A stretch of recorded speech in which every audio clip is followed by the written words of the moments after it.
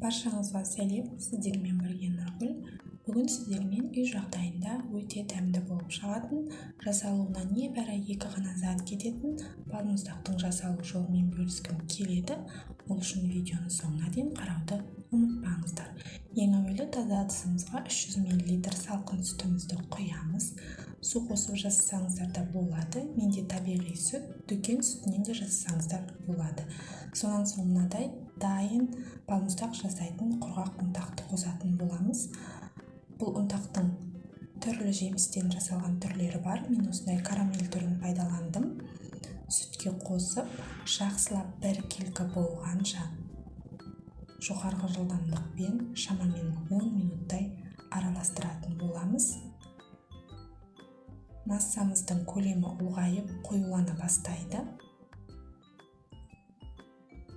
Міне видеода көріп тұрғандарыңыздай массамыздың көлемі ұлғайып, қоюлана бастады.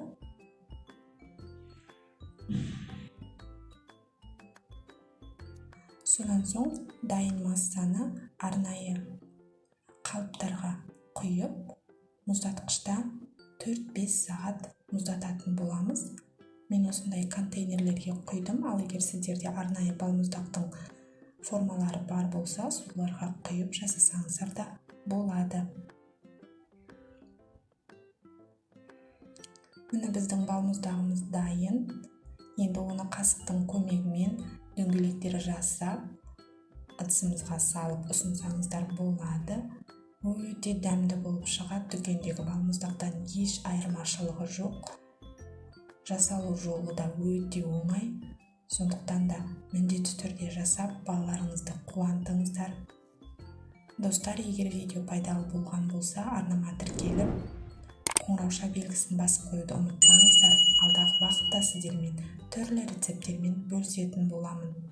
Сіздермен болған Нұргүл. Назарларыңызға рахмет. Ас болсын.